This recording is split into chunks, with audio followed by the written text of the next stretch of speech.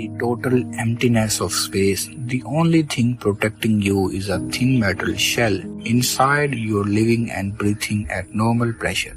Outside, there is nothing. A void so complete, the pressure difference is staggering.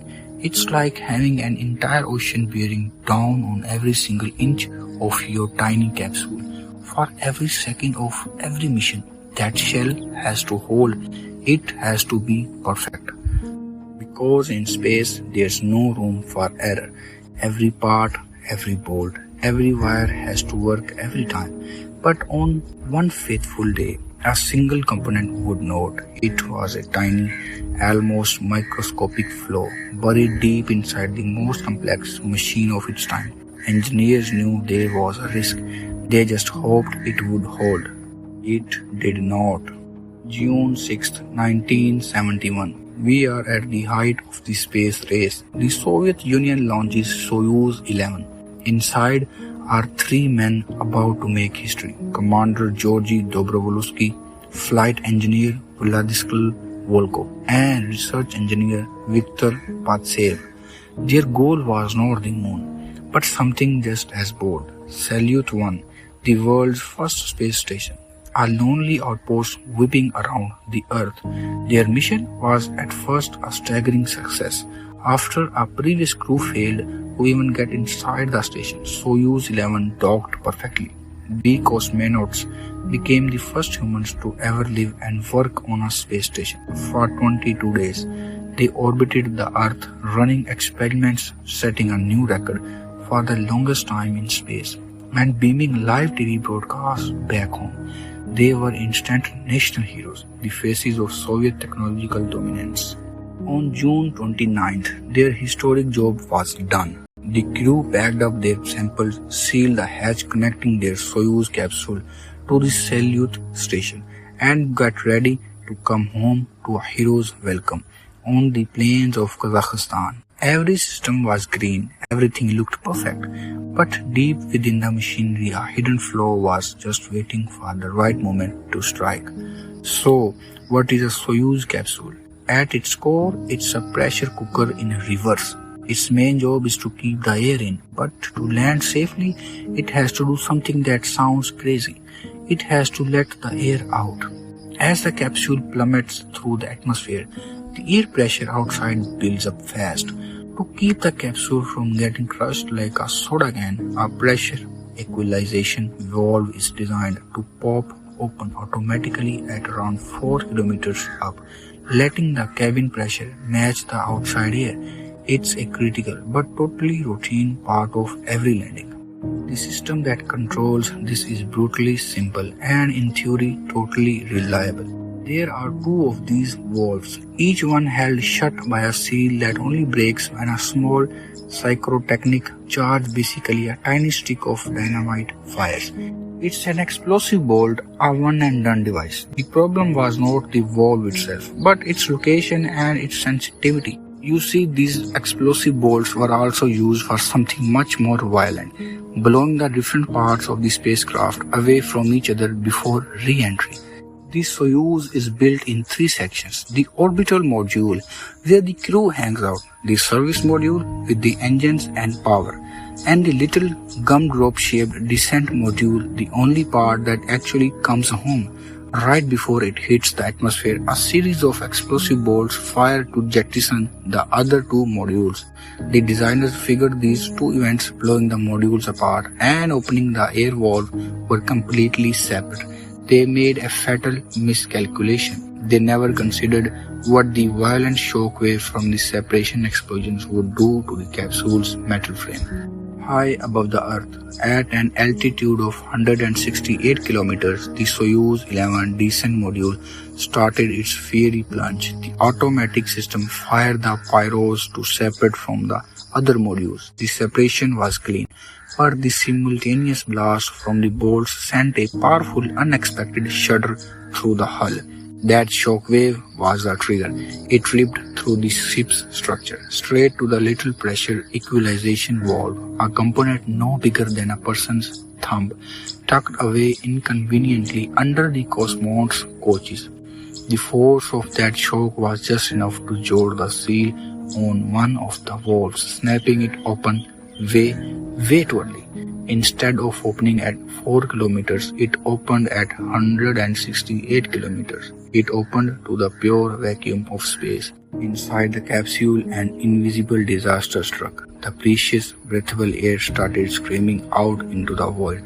Imagine a window blowing out on a jetliner, but 1,000 times faster and completely silent. A warning light may have flashed, but within seconds, the pressure plunged to an unsurvivable level. The flight recorder told a horrifying story. Through the crew's biomedical sensors, they were exposed to a hard vacuum. Death came in under 40 seconds. One of the cosmonauts, Viktor Patasev, seemed to have realized what was happening.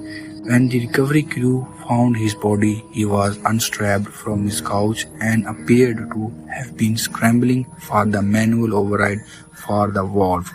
A desperate, homeless attempt to stop the unstoppable. But there was no time. The air was gone. On the ground, everything seemed fine. The capsule's automated system guided it to a perfect soft landing in Kazakhstan. The recovery helicopter touched down and the team ran over, ready to welcome their returning heroes. They knocked on the side of the capsule. Silence. When they finally wrenched the hatch open, they found an unimaginable tragedy. The 3 cosmonauts were sitting peacefully in their seats with dark blue patches on their faces, but no outward signs of injury. They were gone. They were the first and to this day the only human beings to have died in space itself. The investigation was swift and heartbreaking. The fault was traced to that single breathing ventilation valve, which was found stuck open. Ground tests recreated the mission and the engineers confirmed their terrible theory. The shock from the separation pyros firing all at once was strong enough to pop the valve open prematurely. A microscopic design oversight failing to shield a tiny valve from the explosive shock of a routine procedure had directly killed 3 men. The lesson was brutal and absolute. In a spacecraft, nothing is isolated. Every action can have an equal and catastrophic reaction. A single point of failure, a part with no backup, is just an invitation for disaster. The mission's designers simply had not seen how one normal event could cascade into a fatal secondary failure. The story of Soyuz 11 is a grim reminder of just how high the stakes are in human exploration. It shows how engineers have to learn from the most painful failures to build safer machines. Understanding how these complex systems are designed and improved is fascinating.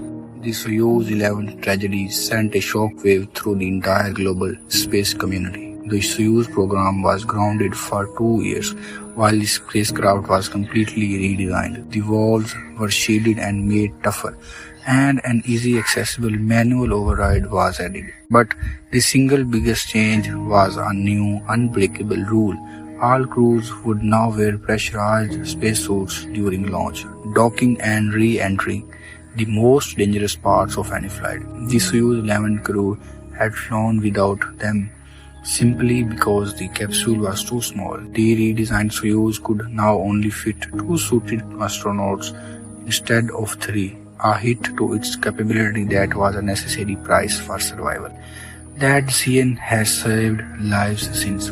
A pressure suit is a personal backup life support system. If the capsule's hull is ever breached again, the suit inflates automatically, keeping the astronaut alive even in a vacuum. It is a direct legacy of the sacrifice made by the Soyuz 11 crew, a lesson written in tragedy, now etched into the safety protocols of every space agency on Earth. Today, the spirit of that hard-won lesson drives the very edge of engineering. The challenge is the same. How do you protect a fragile human from the vacuum of space? The answer is to build smarter, more resilient spacecraft.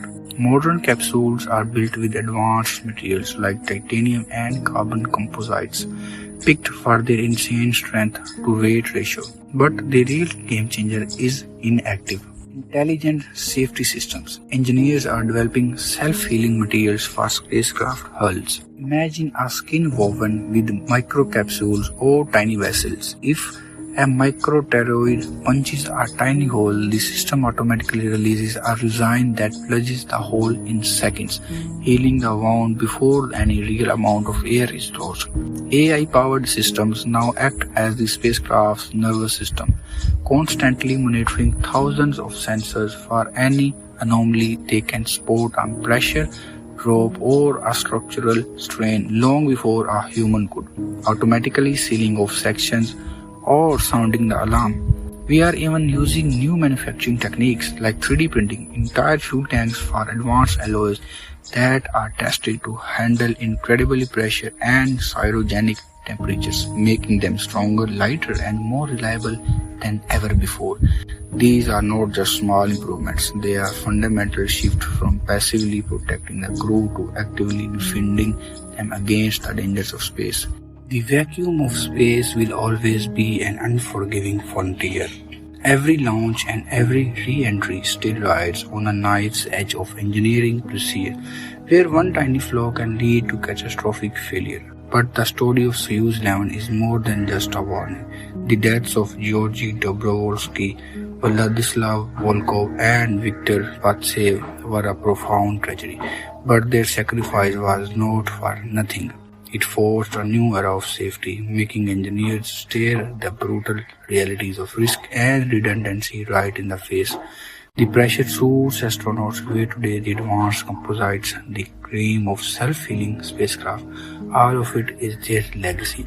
They are the silent guardians on every mission. A permanent reminder that our greatest leaps forward often come from our most devastating falls. We push into the unknown, not because we are perfect, but because we learn, we adapt, and we build a safer road for those who follow.